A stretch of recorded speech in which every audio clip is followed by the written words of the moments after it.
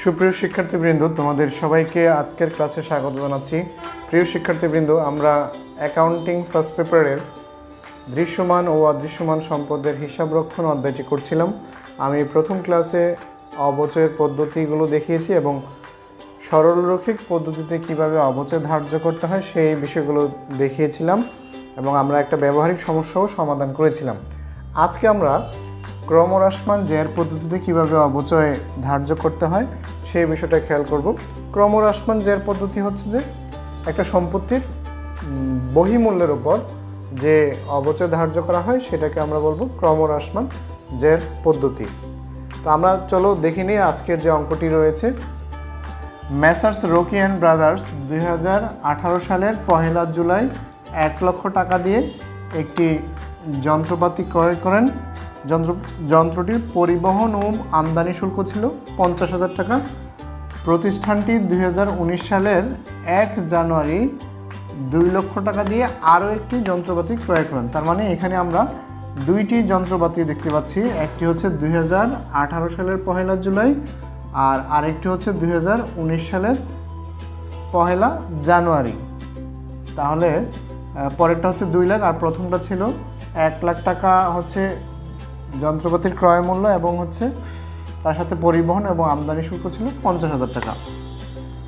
প্রতিষ্ঠানটি ক্রমহ্রাসমান জ্যার পদ্ধতিতে প্রতি বছর 31 ডিসেম্বর তারিখে অবচয় গণনা করেন।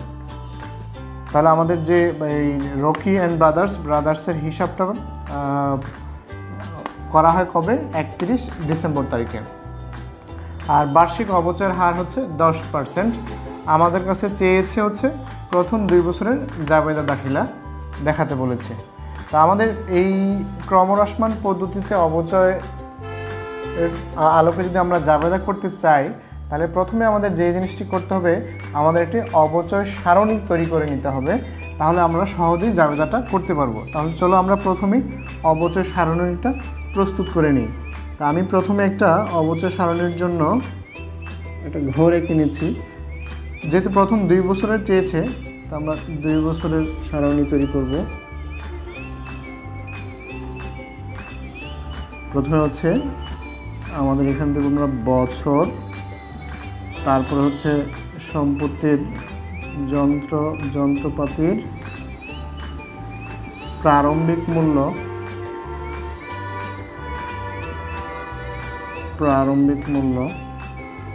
এরপর আমরা একটা গণনার অপশন রাখবো, গণনা, বার্ষিক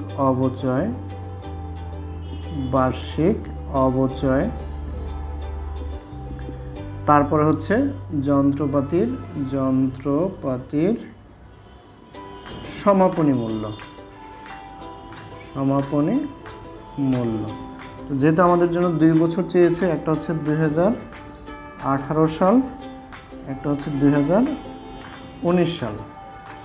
তাহলে আমরা প্রথমে যে বছর 2018 সালে যে মেশিনটি ক্রয় করেছে সেটা কিনেছে হচ্ছে 1 জুলাই, আর মেশিনটির দাম হচ্ছে 1 লক্ষ টাকা। আর তোমরা একটু খেয়াল করবে যে যখন মেশিন ক্রয় করা হয়, যদি মেশিনের সাথে আনুষঙ্গিক কোনো খরচ থাকে, যেমন পরিবহন অথবা সংস্থাপন অথবা এই যে আমদানি শুল্ক, তাহলে সেটা মেশিনের মূল যে ক্রয় মূল্য আছে তার সাথে যোগ হবে। তাহলে এখানে মেশিনের ক্রয় মূল্য হচ্ছে 1 লক্ষ টাকা আর পরিবহন ও আমদানি শুল্ক বাবদ আছে হচ্ছে 50,000 টাকা। তার মানে এই মেশিনটার দাম হচ্ছে 1,50,000 টাকা। অনেক সময় ক নম্বরে মেশিনের প্রকৃত ক্রয় মূল্য বের করতে বলে, তখন আমরা এটা ডিটেলস দেখাবো। এখন 1,50,000 টাকা যেটা হচ্ছে 10% আমাদের অবচয়ের হার, 1,50,000 10%। এখানে যেহেতু 1 জুলাই মেশিনটা কিনেছে আর আমাদের হিসাবটা বন্ধ হয়ে হচ্ছে 31 ডিসেম্বর, তার মানে এখানে আমরা 6 মাসের অবচয় ধরবো। তাহলে 12 দিয়ে ভাগ, 6 দিয়ে গুণ। তাহলে 1,50,000 যদি 10% করি আমরা, তাহলে হচ্ছে 15,000 অর্ধেক হবে 7,500 টাকা। তার মানে বার্ষিক অবচয় হচ্ছে 7,500 টাকা। এবার আমরা 1,50,000 থেকে 7,500 টাকা বিয়োগ করে লিখব, মানে ক্রমহ্রাসমান হবে এভাবে। তাহলে 1,50,000 থেকে যদি 7,500 টাকা বিয়োগ করি, 1,50,000 42,500। এই যন্ত্রপাতির সমাপনী মূল্যটি 2000 অর্থাৎ 2018 সালের যে যন্ত্রটি রয়েছে সেটা আবার 19 সালের শুরুতে আমরা দেখাবো 1,42,500 টাকা। এর সাথে যোগ হবে হচ্ছে এই 2019 সালে আরেকটি যন্ত্রপাতি কেনা হয়েছে 1 জানুয়ারি, সেটা হচ্ছে 2 লাখ টাকা দিয়ে। তাহলে আমাদের মোট মেশিন হলো 3,42,500 টাকা। তাহলে 3,42,500 টাকার উপরে আমরা 3,42,500, যেহেতু এটা জানুয়ারি মাসে কিনেছে তাহলে আমরা পূর্ণ 1 বছরের অবচয় ধরবো, অর্থাৎ 10% অবচয় ধরবো। তাহলে 3,42,500 টাকার যে অবচয় সেটা হচ্ছে 34,250 টাকা, 34,250 টাকা। তাহলে 3,42,500 থেকে যদি আমরা 34,250 টাকা বাদ দিই তাহলে আমরা পাবো হচ্ছে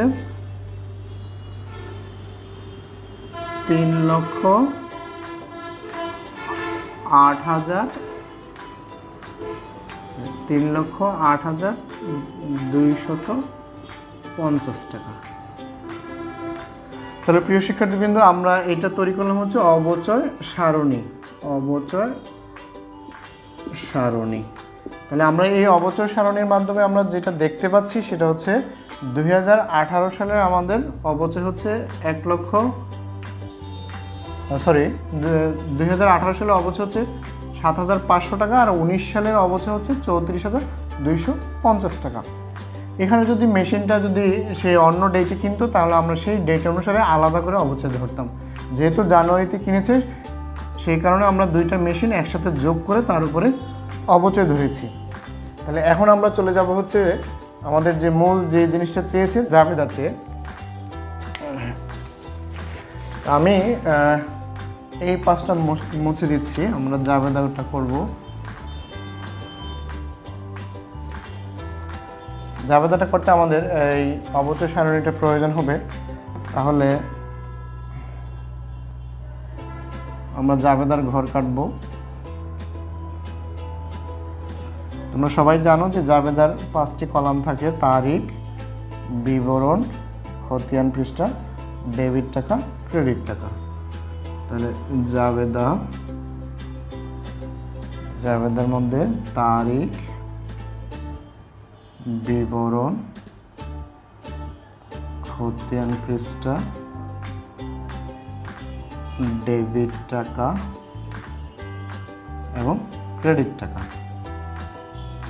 আচ্ছা, তাহলে 2018 সালের যে ঘটনাটি ঘটেছিল, জুলাই মাসের 1 তারিখে একটা যন্ত্রপাতি কেনা হয়েছিল। যন্ত্রপাতি যদি আমরা ক্রয় করে থাকি তাহলে একটি সম্পদ বাড়লো, যন্ত্রপাতি হিসাব ডেবিট, আবার আরেকটি সম্পদ কমলো, অর্থাৎ নগদান হিসাব ক্রেডিট।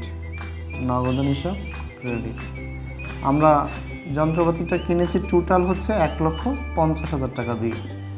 1 লাখ টাকা ছিল যন্ত্রপাতি এবং পরিবহন আর এই আমদানি শুল্ক ছিল 50,000 টাকা। তাহলে 1,50,000। এবার আমরা অবচয় ধরব। অবচয়টা সাধারণত ডিসেম্বরের 31 তারিখে ধরা হয়। তাহলে 31 তারিখ হলে অবচয়ের জাবেদা হচ্ছে অবচয় হিসাব ডেবিট, আর হচ্ছে পুঞ্জীবিত অবচয় ক্রেডিট।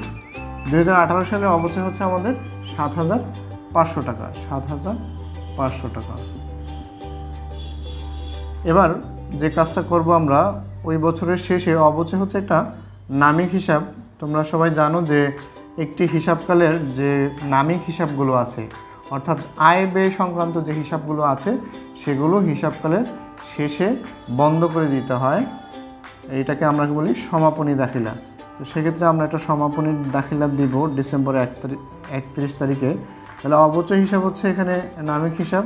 তো সেক্ষেত্রে আমরা এটাকে বিপরীত করে দিব, অর্থাৎ এটা ডেবিট আছে সেটাকে আমরা ক্রেডিট করে দিব।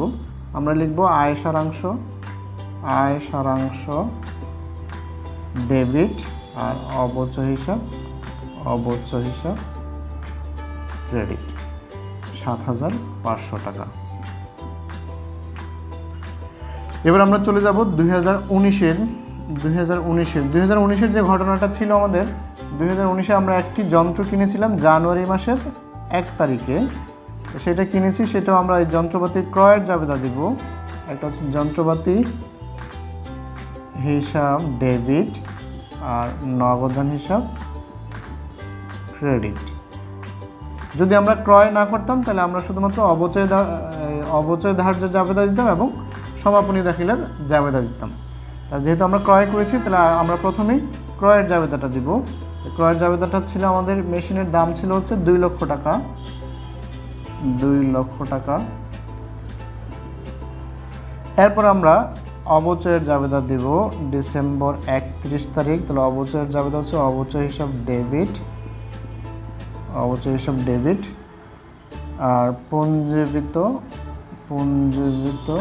অবচয় ক্রেডিট। তাহলে 2019 সালে আমাদের মোট অবচয় ছিল কত? 34,250 টাকা। 34,250। এটাও আমরা যেহেতু অবচয় নামিক হিসাব, এটা আমরা যে আগের মতো করে এটা সমাপনী দাখিলা দিব ডিসেম্বরের 31 তারিখ। হচ্ছে আয় সারাংশ ডেবিট অবচয় হিসাব ক্রেডিট।